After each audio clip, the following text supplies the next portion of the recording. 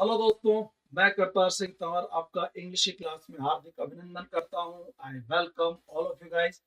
दोस्तों, आज मैं आपके लिए एक बहुत ही नया सा छोटा सा टॉपिक लेकर आया हूं, होम लैंग्वेज, जो हमारे रीट के एग्जाम में भी, रीट प्री में भी है और रीट मेंस में भी है। ये लेवल फर्स्ट वाले स्टूडेंट सभी के सिलेबस में है और लेवल टू में केवल इंग्लिश के जो स्टूडेंट्स हैं उनके लिए सिलेबस में। होम लैंग्वेज, इसके नाम से ही लग रहा होगा, होम लैंग्वेज मीन्स आपकी जो मदर टंग होती है, जो अपने आप पेरेंट्स से सीखते हैं, अपने नेबरहुड से सीखते हैं, अपने फ्रेंड से सीखते हैं, जो आपकी फर्स्ट लैंग्वेज कह सकते हो, जिसको आप मदर टंग कह सकते हो, जिसको आप नेटिव लैंग्वेज। होम लैंग्वेज ये एक्चुअली हमारे इसको दो सेंस में हम पढ़ेंगे। एक तो ये लैंग्वेज, जो होम लैंग्वेज है, वो किस तरह से लैंग्वेज सीखने में, टारगेट लैंग्वेज सीखने में दिक्कत करती है, और इसका क्या रोल है इंडिया में इंग्लिश लर्निंग में, ये कहाँ अच्छी है और कहाँ ये बुरी है, इसके क्या साइड इफेक्ट्स हैं, इसके क्या मेरिट्स हैं, क्या डिमेरिट्स हैं, इन सब पे हम लोग एनालिसिस करने वाले हैं। मल्टीलिंगुअलिज्म एक दूसरा टॉपिक आएगा, उसमें बात करेंगे। उससे पहले हम होम लैंग्वेज पे बात करेंगे। होम लैंग्वेज देखिए आपके सामने है। ये home language is the first language, इसको फर्स्ट लैंग्वेज कहते हैं, जो हमारे पेरेंट्स से और कम्युनिटी से हम सीखते हैं, अपने दोस्तों से, पड़ोस से सीखते हैं, अपने कम्युनिटी से सीखते हैं। Sometimes we can have multiple home language, की बार हमारी एक से ज्यादा होम लैंग्वेज भी होती है। It is also known as native language, इसको नेटिव लैंग्वेज भी कह सकते हैं और मदर टंग भी कह सकते हैं। Mother tongue, native language, home language, first language, ठीक है ना, ये सब बातें एक ही है। ठीक है दोस्तों, तो ये क्या होती है ये पढ़ लिया हम लोगों ने।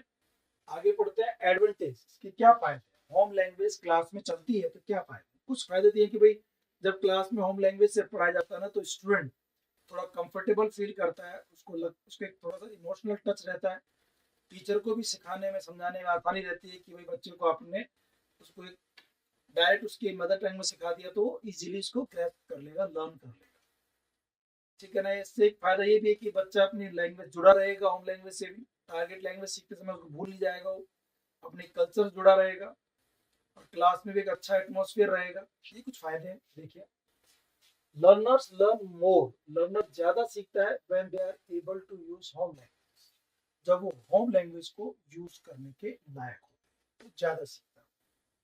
Teachers can learn from learners, teachers, क्योंकि बच्चे होम लैंग्वेज बोलते हैं, तो टीचर उनसे काफी कुछ सीखता है कि देखो ये इसको अपनी भाषा में ऐसे बोलते हैं, ये इनकी ये कल्चर है, इनकी ये ट्रेडिशन है, इनके तरीके हैं बोलने के।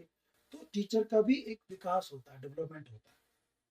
Welcoming home language, home language को स्वागत करने से विल इन्वॉल्व लर्नर्स, अगर आप स्वागत करते हो लैंग्वेज का, घर स्कूल में आप बोलने देते हो बच्चों को, तो बच्चा इन्वॉल्व होता है, लर्नर इन्वॉल्व होता है। तीसरा फायदा है, और देखिए आप, using home language can provide insight into other culture. Language, home language use होने से, जब क्लास में अलग अलग होम लैंग्वेज यूज होती हैं, तो बच्चे आपस में एक दूसरे कल्चर में इंसाइट कर सकते हैं, झांक सकते हैं। टीचर भी उनकी लैंग्वेज में झांक सकता है, उनकी कल्चर में झांक सकता है, तो इससे एक अच्छा माहौल बनता है। काफी सारी आपको कल्चर की और लैंग्वेज की जानकारी होती है।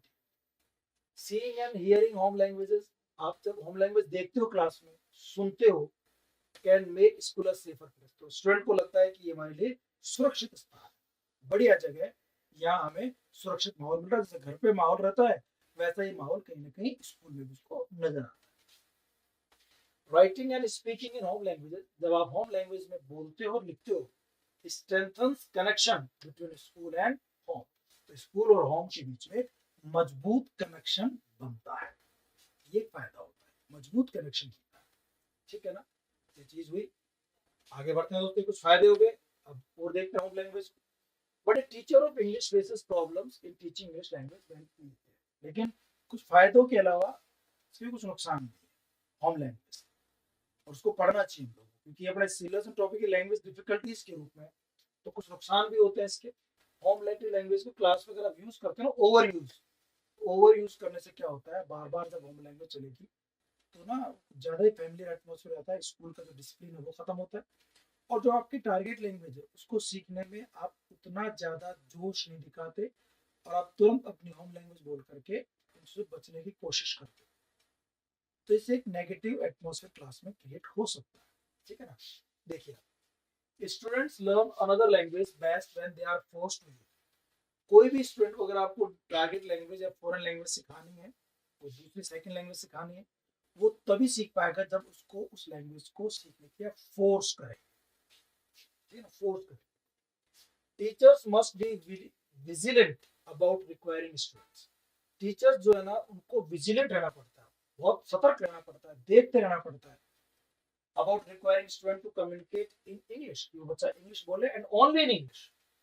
अगर आप उसको मदर टंग बोलने के लिए अलाउ कर दिया, होम लैंग्वेज के लिए अलाउ कर दिया, तो शायद वो उसको सीख ना पाए।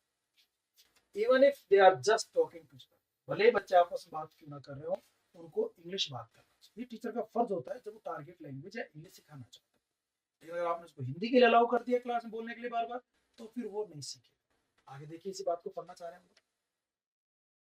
If you know the students native language, अगर एक टीचर स्टूडेंट की नेटिव लैंग्वेज को जानता भी है, अगर मैं हिंदी जानता भी हूँ तो मुझे सिर्फ प्रिटेंड करना पड़ेगा, ऐसा ढोंग करना पड़ेगा, ऐसा झूठा बिहेव करना पड़ेगा कि मैं नहीं जानता, तो मैं इंग्लिश में कंटिन्यूस बोलूंगा, तो बच्चों की मजबूरी हो जाएगी, धीरे धीरे वो भी इंग्लिश में स्टार्ट करें। Pretend in the classroom that you don't, कि आप नहीं जानते, ऐसा प्रिटेंड करो, ऐसा बहाना करो, as that will force them, इससे बच्चों को फोर्स कर पाएंगे आप, बहाना करो। Respond to question in English, कि आप रिक्वेस्ट करने की चीजें, रिस्पॉन्ड जवाब देने की चीजें इंग्लिश में ही करें। This problem comes from the cultural demands of the family and society. और ये जो प्रॉब्लम है कि बच्चा यूज नहीं करता, ये प्रॉब्लम फैमिली और सोसाइटी की डिमांड, कल्चरल डिमांड्स में से होता है। बच्चे अपनी खुद की लैंग्वेज यूज करते हैं, इस वजह से वो इंग्लिश नहीं सीख पाते। टीचर को ऐसा करना पड़ेगा कि क्लास में बच्चों को फोर्स किया जाए कि वो लैंग्वेज ही बोले। अगर आप चाहते हैं कि वो टारगेट लैंग्वेज सीखे, तो होम लैंग्वेज का यूज कम होना चाहिए। ये अगर ज्यादा करोगे तो नहीं सीख पाएगा, ये मुसीबत है। ठीक है दोस्तों, ये बात है।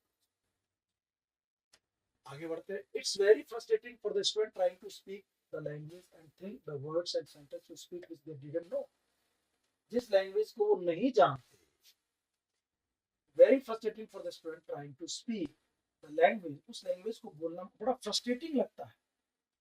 थिंक, सोचना, द वर्ड्स एंड सेंटेंसेस, उनसे जो बोलने का सोचना उनको बड़ा अजीब लगता है। विच दे डिडंट नो, जिस लैंग्वेज को जानते भी नहीं थे वो। विच दे डोंट नो, जिसको नहीं जानते, ऐसे करते। जिस लैंग्वेज को वो नहीं जानते, उसमें बोलना और सुनना उनको बड़ा अजीब लगता है। वो कोशिश करते हैं कि उसको ना बोले।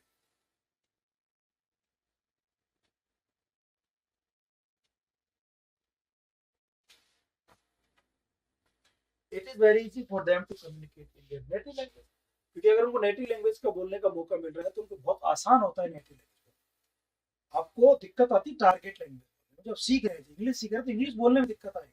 नेटिव लैंग्वेज आप इजीली बोल सकते हो, तो आसान रास्ता बच्चा अपना लेता है। और the language they already have experience with, उस लैंग्वेज को बोलना उनको अच्छा लगता है जिसको पहले से एक्सपीरियंस्ड है, उनको एक्सपीरियंस है, उनका अनुभव है, वो जानते हैं, तो इजीली बोल पाते हैं। तो होम लैंग्वेज से नुकसान होता है कि वो होम लैंग्वेज बोलता रहेगा और टारगेट लैंग्वेज वो नहीं सीख पाएगा। ठीक है ना। This is the most common and big problem faced by the English teachers in teaching the English language. बड़ी प्रॉब्लम है जो टीचर इंग्लिश के फील करते हैं क्लास में। The students in which the English language not there native language, ऐसी class में जब उन बच्चों की इंग्लिश नेटिव लैंग्वेज नहीं होती, जब उनको इंग्लिश सिखाना चाहते हो, तो टीचर को बड़ी दिक्कत आती है। ठीक है ना। आगे बढ़ते हैं। We can solve this problem by conversation session between students and teacher. लेकिन इस प्रॉब्लम को सॉल्व करवाया जा सकता है अगर टीचर और स्टूडेंट के बीच में जो कन्वर्सेशन है ना, वो केवल इंग्लिश में हो, होम लैंग्वेज को अलाउ ही ना किया जाए, तो बच्चा सीख सकता है। हर बार अगर टीचर स्टूडेंट से पूछेगा इंग्लिश बात करेगा, स्टूडेंट स्टूडेंट आपस बात करेंगे इंग्लिश बात करेंगे, स्टूडेंट कुछ पूछना चाहता है टीचर से तो इंग्लिश बात करेगा, वही it's very difficult for the student to learn and speak the English language fluently because the English language not the native language of most of the students. ये सीखना तो कठिन है क्योंकि अधिकतर स्टूडेंट के लिए वो उनकी नेटिव लैंग्वेज नहीं है। तो फिर क्या हो, the mother language or the native language of students they learn from their parents। ये तो अपने पेरेंट्स से सीखते हैं, और पेरेंट्स से वो ऑटोमेटिकली सीखते हैं। लैंग्वेज इक्वेशन होता है वहां, तो वहां नेचुरली सीखता है अपने आसपास के माहौल से without any conscious efforts. So there is no need for syllabus, ना तो आपको सिलेबस की जरूरत है, ग्रामर की जरूरत है, to think and making sentences, sentence बनाने में, सोचने में, आप जब हिंदी बोलते हैं तो ना तो ग्रामर की जरूरत पड़ती है, ना कुछ वोकैब की जरूरत पड़ती है, आप खुद ब खुद अपने आप ऑटोमेटिकली नेचुरली स्पॉन्टेनियसली बोल लेते हो। And correct words before speaking the native language, आपको नेटिव लैंग्वेज बोलने से पहले करेक्शन करने की जरूरत नहीं होती, कुछ सोचने की जरूरत नहीं होती, आप तुरंत बोल लेते हो। It can be learn from speaking and conversing with their parents, क्योंकि वो आप अपने पेरेंट्स से बोल करके कन्वर्स करके सीख लेते हो। तो अगर आप लोगों को इसी तरह से टारगेट लैंग्वेज ही बोलनी है तो होम लैंग्वेज की तरह क्लास में माहौल बना दो कि बच्चे को बार बार जो है वो इंग्लिश बोलना और सुनने को मिले। देखिए आप, so speaking and conversation play very important role in, समझ गए कि आपको स्पीकिंग करना और रोल प्ले करना, कन्वर्सेशन करना, ये बड़ा इंपॉर्टेंट रोल प्ले करना। बातचीत से आप जल्दी सीख सकते हो, जैसे आप अपनी होम लैंग्वेज सीखते हो, जैसे आप अपनी फर्स्ट लैंग्वेज सीखते हो, वही कन्वर्सेशन वही स्पीकिंग क्लास में हो जाए तो it will play important role in learning. The teachers have to arrange conversational sessions, teacher का करना पड़ेगा इस तरह के कुछ कन्वर्सेशनल सेशंस क्लास में रखने पड़ेंगे बिटवीन द स्टूडेंट्स के बीच में, students feel more comfortable with their friends. क्योंकि अगर दो स्टूडेंट्स के बीच में अगर आप बातचीत कराओगे तो बच्चा ना टीचर से बोलते समय थोड़ा हेजिटेट कर सकता है, लेकिन आपस में बात करेगा सुनेगा तो उसको हेजिटेशन फील नहीं होगा, कंफर्टेबल फील होगा, वो इजीली सीख जाएगा। So leave the student to start a conversation, बच्चों को आपस में छोड़ दो कि भाई तुम बातचीत शुरू करो with their friends and fellow, में दोस्तों साथियों के साथ। बाय दिस, इसके द्वारा they can easily understand and learn English, वो इजीली इंग्लिश को सीख जाएंगे, ठीक है ना। And also can practice speaking the English language, और इंग्लिश लैंग्वेज को बोलने की प्रैक्टिस भी वो इजीली कर पाए, ये फायदा होगा। इस तरह से कई तरह के कन्वर्सेशन सेशंस क्लास में टीचर को अलाउ करवाने चाहिए। ठीक है दोस्तों, आगे बढ़ते हैं। Most of the successful institutes of learning the English language mostly focus on the conversation session. इसलिए जो अधिकतर जो बड़े स्कूल्स हैं इंग्लिश मीडियम के, जो कॉन्वेंट स्कूल्स हैं, वहां पर आपको होम लैंग्वेज बोलने पर फाइन लगाया जाता है और आपको कंपेल किया जाता है, फोर्स किया जाता है कि आप केवल इंग्लिश में ही बात करें, ठीक है ना। तो इन लर्निंग द इंग्लिश, और इससे आपको इंग्लिश लैंग्वेज आ जाती है। तो आप देखना जो बच्चे बड़े स्कूल है इंग्लिश के, उनमें बच्चे शुरू से इंग्लिश बोलते हैं तो उनकी बहुत फ्लुएंट हो जाती है। होम लैंग्वेज कहीं ना कहीं बैरियर के रूप में होती है, दिक्कत के रूप में होती है, जिसको क्लास से दूर करना चाहिए, ये ऐसा मानते हैं, ठीक है ना, होम लैंग्वेज के बारे में। हालांकि दोनों पहलू हैं, होम लैंग्वेज होनी भी चाहिए, इससे आपकी कल्चर मजबूत होती है, आपकी भाषा से जुड़ाव रहता है, टीचर्स को भी सहूलियत रहती है, बच्चों को सहूलियत रहती है, वो हम पढ़ चुके शुरू में फायदे, बट ये नुकसान भी है, उनको भी देखना चाहिए, ठीक है। आगे देखो, second, limited opportunity to practise the target. Home language के क्लास में होने से आपको टारगेट लैंग्वेज यानी कि इंग्लिश लैंग्वेज की बहुत कम अपॉर्चुनिटी मिलती है क्लास में, जो हम पहले पॉइंट में पढ़े, सेम सही पॉइंट लगती है। In school the learners only opportunity to use English language limited to the daily 35 minute English. अब 35 मिनट क्लास होती है इंग्लिश की, बस केवल बच्चे के लिए वही समय 35 मिनट में उसको इंग्लिश सुनने का बोलने का मौका मिल सकता है। पूरे दिन में 24 आवर्स में केवल 35 मिनट्स, और उसमें भी अगर होम लैंग्वेज यूज होती है तो 35 मिनट्स भी गए, वो भी आधे से भी कम रह जाएंगे। Further, these learners are not given ample opportunity, इसके अतिरिक्त इन स्पीकर्स को, इन स्टूडेंट्स को, लर्नर्स को ज्यादा अपॉर्चुनिटी नहीं मिलती, एम्पल अपॉर्चुनिटीज इनको नहीं मिलती हैं to practice the English language in the classroom when learning other subjects because of switching from one language to other। कि जो दूसरा सब्जेक्ट पढ़ता है तो मैथ्स पढ़ने जाएगा, वो साइंस पढ़ेगा, जब वो कोई एसएसटी पढ़ेगा, हिंदी पढ़ेगा, तो वो सब चीजें मदर टंग में होंगी, तो इससे बच्चे को केवल 35 मिनट का ही अपॉर्चुनिटी मिलेगी, और इस वजह से भी उसको एनवायरमेंट नहीं मिलेगा और बच्चे को सीखने में दिक्कत आएगी, पुअर एनवायरमेंट रहेगा उसकी तरफ, तो लिमिटेड अपॉर्चुनिटी होगी, ठीक है ना। आगे देखिए, teachers of other subjects keep changing the language of instructions. Teachers होते हैं दूसरे सब्जेक्ट के, वो इंस्ट्रक्शंस अलग लैंग्वेज में देंगे, एसएसटी वाला हिंदी में पढ़ा रहा है, मैथ्स वाला हिंदी में पढ़ा रहा है, from English to mother tongue, वो इंग्लिश से मदर टंग में जाएंगे, either because they are incompetent in English language, एक कारण तो हो सकता है कि वो इंग्लिश लैंग्वेज में कॉम्पिटेंट नहीं है, उनको बोलनी नहीं आती इंग्लिश लैंग्वेज, तो कैसे बोलेंगे, तो अपनी लैंग्वेज में पढ़ाएंगे, और in order to have the learners understand the subject matter, या फिर उनको लगता है कि यार बच्चों को अगर मैं इंग्लिश पढ़ाऊंगा, मैथ्स साइंस, तो ये समझ नहीं पाएगा अपनी मदर टंग की वजह से, उसको समझ नहीं पाएगा मैटर को, दिक्कत आएगी, तो फिर मदर टंग में ही पढ़ाता, दोनों कारण है, तो टीचर इनकॉम्पिटेंट है या स्टूडेंट इनकॉम्पिटेंट है। This situation results in minimal exposure to the language, इससे बच्चों को ना मिनिमल एक्सपोजर मिलता है, बहुत कम मौके मिलते हैं इंग्लिश बोलने के, सुनने के। ये कारण हो सकता है।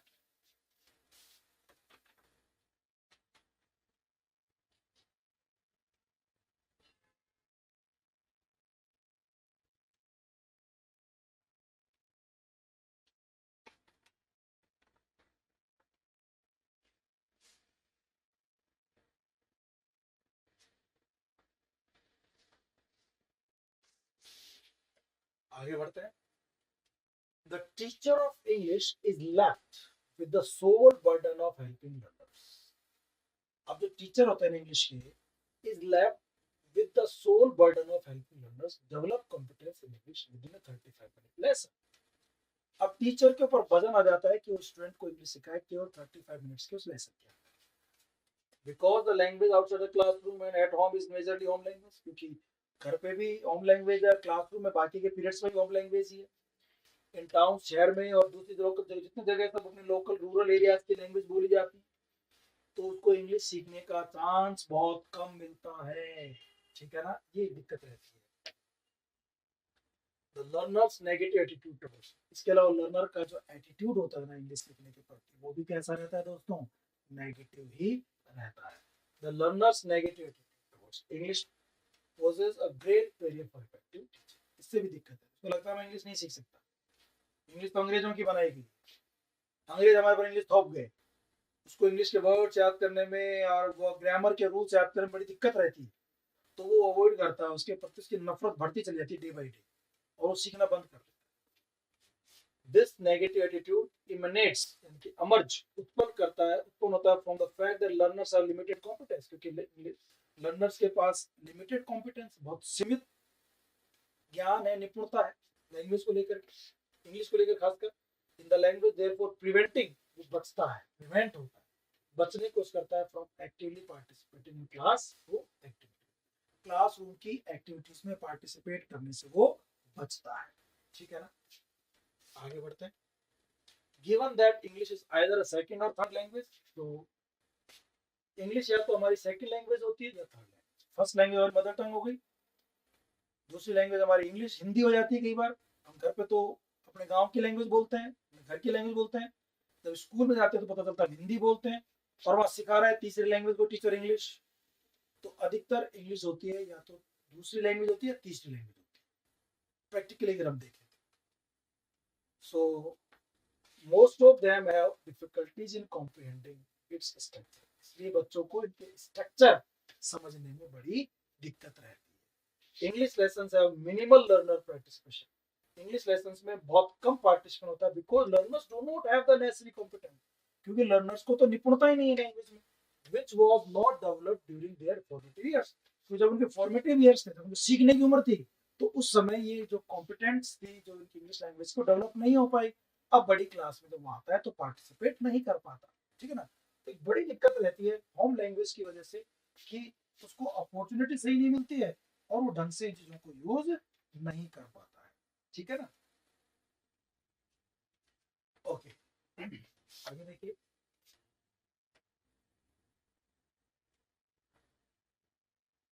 The minimal learners participation can be linked to the learner's negative attitude, और चूंकि वो कम से कम पार्टिसिपेट करता है, इससे उसका एटीट्यूड धीरे धीरे कैसा हो जाता है, नेगेटिव एटीट्यूड डेवलप हो जाता है towards the subject, which eventually leads to significant level of unperformance, और धीरे धीरे उसकी अंडर परफॉर्मेंस शुरू हो जाती है, अंडर परफॉर्मेंस, कम परफॉर्म करने लग जाता है in the English language. Therefore, the school teacher in this context struggles to help learners achieve the expected proficiency, और इसी वजह से इंग्लिश होम लैंग्वेज की वजह से वो एक्सपेक्टेड प्रोफिशिएंसी बच्चों को नहीं दिला पाता। ये होम लैंग्वेज के नुकसान हम पढ़ रहे हैं, ये भी एक तरह से लैंग्वेज डिफिकल्टीज का ही टॉपिक है, जिसमें होम लैंग्वेज भी एक रोल प्ले करता है। और देखिए इसी के अंदर आगे आप लोग the problem of mother tongue interference, इसको MTI कहते हैं।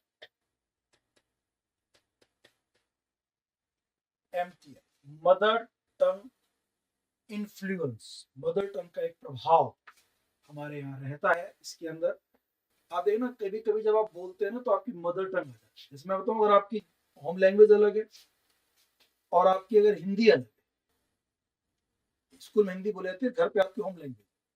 तो जब आप हिंदी में बात करते हो ना, कभी कभी देखना आपके गांव का कोई वर्ड, कोई एक्सेंट बीच में आ जाता है। मैं आपको 2-3 एग्जांपल देता हूँ। जैसे कई बार मैं गाँव जाता हूँ, हमारे गाँव के जब साथी हैं, दोस्त हैं, भाई हैं, वो बात करते हैं, उनको लगता है वो तो अपने गाँव की लैंग्वेज अलग होती है। मैं भी अपने गाँव की लैंग्वेज जानता हूँ, लेकिन जब बात होती है तो वो लोग ना कंफर्टेबल फील करते हैं कि यार इनको उनको लगता है कि यार इससे इसकी लैंग्वेज में बात करते हैं, हिंदी में बात करते हैं, इंग्लिश का टीचर है, इससे इंग्लिश में ना कर सके बात तो कम से कम हिंदी में तो करें। तो ऐसे बोलेंगे, यार मैं ना कल तेरे से मिलने आया था तेरे घर पे, गाँव का लड़का बोलेगा, तू मिला ही नहीं, मैं तो ओटा ही आ गया। अभी वापस आ गया, उल्टा आ गया, इसको ओटा बोल देंगे। अचानक बीच में एक वर्ड आ जाएगा। फिर और जो कुएं पे घूम रहे हैं, खेत पे गए अपन, तो देखिए अपना कुआं है और उस कुएं में ना पानी बहुत ऊंडा चला गया। हिंदी बोलते बोलते वो ऊंडा वर्ड आ जाएगा गहराई के लिए। ऐसा कोई ना कोई वर्ड बीच में यूज करते, समझ रहे हैं? कल मैं अपनी बाइक से वहां जा रहा था अपने शहर, और रास्ते में ना मेरा तो पेट्रोल ही निमड़ गया। अब पेट्रोल निमड़ गया, ये निमड़ गया जो है ये अपने गांव की लैंग्वेज का वर्ड है, फैमिली का वर्ड है, फर्स्ट लैंग्वेज का वर्ड है, वो डाल दिया आपने बीच में। तो इस तरह से मदर टंग का इंटरफेरेंस होता है, इन्फ्लुएंस आता है। ऐसा इंग्लिश बोलने में भी आता है, जैसे बुक का बुके कर देते हैं आप, तेरी बुके कहाँ है, बुक्स बोलना चाहिए। कई कई तरह के वर्ड आ जाते हैं इसमें। मदर टंग इंटरफेरेंस होता है। We can not expect a uniform standard of pronunciation for second language in such a vast country। इतने बड़े देश में सबका प्रोनाउंसिएशन बिल्कुल सही हो, ये आप एक्सपेक्ट नहीं कर सकते कि यूनिफॉर्म स्टैंडर्ड। हमारे देश में भी south Indian, north Indian, east Indian वाले, ये सबके अलग अलग एक्सेंट है, एक एक्सेंट को आप सोच ही नहीं सकते। हर जगह मदर टंग का इंटरफेरेंस तो आएगा ही आएगा। पंजाबी अलग इंग्लिश बोलेंगे, राजस्थानी अलग बोलेंगे, हरियाणा वाले अलग बोलेंगे, साउथ इंडियन अलग तरह की इंग्लिश बोलेंगे। Where even the mother tongue is spoken differently by different groups, क्योंकि अलग अलग ग्रुप अलग अलग मदर टंग बोलते हैं। Of the people belonging to the same language community, Hindi बोलने वाले में भी अलग अलग लैंग्वेज चलती है, सबकी मदर टंग अलग अलग होती है। अपने राजस्थान में भी अलग अलग एरिया की अलग अलग लैंग्वेज है। कहते हैं कि लैंग्वेज तो कुछ किलोमीटर जाने के बाद ही चेंज हो जाती है, तो वो होता है। तो एक अलग प्रभाव आता है मदर टंग का, पता चल जाएगा। मैं आपको बहुत सिंपल सा एग्जांपल देता हूँ, देखो इसका दोस्तों, बहुत प्रैक्टिकल। 2012 में राजस्थान के अंदर ग्रेड 3 का एग्जाम हुआ, जो अलग अलग डिस्ट्रिक्ट लेते थे, जिला परिषद की तरफ से एग्जाम होता था। अब उस एग्जाम जब हुआ तो जमाने में क्या व्हाट्सएप और फेसबुक सब कुछ था नहीं, फोन भी बहुत कम होते थे। बट उस समय कोई ये सब नहीं था कि आपको व्हाट्सएप कर देंगे या मैसेज भेज देंगे, क्वेश्चन पेपर इधर उधर भेज देंगे, नहीं। पेपर हुआ और बच्चों को कुछ क्वेश्चन के आंसर में दिक्कत थी, उन्होंने फोन किया। मैंने कहा भाई पूछो क्वेश्चन। और क्वेश्चन तो फोन पे बोल के बताएंगे। अब जैसे वो पढ़ के बोल के बताते थे, उनकी लैंग्वेज से मुझे पता चल जाता था कि ये बच्चा नागौर से है, ये बच्चा भरतपुर साइड का है, ये उदयपुर साइड का है, ये जयपुर की साइड का है। आपकी इंग्लिश बोलते समय अगर आपके क्षेत्र का उस पर असर आता है, इसे कहते हैं मदर टंग इंटरफेरेंस। बहुत प्रैक्टिकल एग्जांपल। तरीका क्या होता है कि इंग्लिश जब आप बोल रहे हैं तो आपको लगना नहीं चाहिए कि आप किस इंग्लिश को बिल्कुल इंग्लिश के प्रोनाउंसिएशन के साथ, ठीक है ना? तो even during the English periods most teacher, ये क्या था, हाँ, in learning to speak English the mother tongue generally interference with the pronunciation. जो मदर टंग है उसका इंटरफेरेंस रहता है। The learners as well as the teacher speak English with regional language habits. Learner भी और टीचर्स भी कई बार अपनी लैंग्वेज हैबिट्स रीजनल का उसके ऊपर असर रहता है, रीजन का, किस एरिया से हुआ है। Even during the English periods, most teachers teach English without giving the students proper practice in speech। और जब इंग्लिश पढ़ा भी रहा है तो टीचर जो है ना, न तो खुद की स्पीच पे वो ध्यान देता है, न बच्चों की स्पीच पे वो ध्यान देता है। बच्चों को बोलने पर तो फोकस करता ही नहीं, कि कोर्स पूरा कराने फोकस करता है। Because they are not properly equipped enough to practise. तो पता है कि आप 35 मिनट के बाद अपने यहाँ रहेंगे नहीं, तो वैसे प्रैक्टिस तो करवा नहीं सकते। तो स्पोकन तो वैसे भी नहीं है। स्पोकन तभी आती है जब आप उस पूरे माहौल में इमर्ज होते हैं, डूबते हैं। नेचुरल अप्रोच के, या जैसे फर्स्ट लैंग्वेज सीखते हैं ना लोग, उसकी तरह से अगर सीखा जाए तभी आप ये लैंग्वेज सीख पाते हैं, ठीक है ना? आगे देखिए आप। They forget that every language differs in stress. अब टीचर भूल जाते हैं कि हर लैंग्वेज का एक अलग स्ट्रेस होता है। इंग्लिश तो स्ट्रेस वाली लैंग्वेज है ही है। जैसे कॉन्ग्रेचुलेशन, तो कोई चीज हाई पिच से बोली जाएगी, प्राइमरी स्ट्रेस से, कोई सेकेंडरी स्ट्रेस होगी। तो एक लैंग्वेज का एक अलग स्ट्रेस होता है, एक अलग इंटोनेशन होता है, प्रोनाउंसिएशन होता है, इन सब पर ध्यान देना होता है, बट टीचर ध्यान नहीं दे पाते, ना स्टूडेंट ध्यान। The result is that after learning teaching English for many years at school and college, most people cannot speak the language with intelligible accuracy. इतने साल पढ़ने के बाद भी आप अच्छे तरीके से एक्यूरेसी से इंग्लिश नहीं बोल पाते, जिसको लोग कहें कि अच्छी इंग्लिश बोल रहे हैं या अच्छी इंग्लिश से सीख रहे हैं। ठीक है ना दोस्तों, तो ये कुछ फर्क है होम लैंग्वेज का। आपको मदर टंग इन्फ्लुएंस आता है, क्लास में माहौल नहीं बन पाता, ठीक है ना, एनवायरमेंट नहीं बन पाता, तो इससे इंग्लिश सीखने में दिक्कत रहती है। तो होम लैंग्वेज के रोल को हमने देख लिया कि इंग्लिश के अंदर डिफिकल्टी में क्या ये काम कर सकता है। छोटा सा टॉपिक था होम लैंग्वेज, और आई होप आपको ये समझ में आ गया हो। नेक्स्ट क्लास में नेक्स्ट टॉपिक के साथ मिलेंगे। Till then bye bye and take care, चाओ।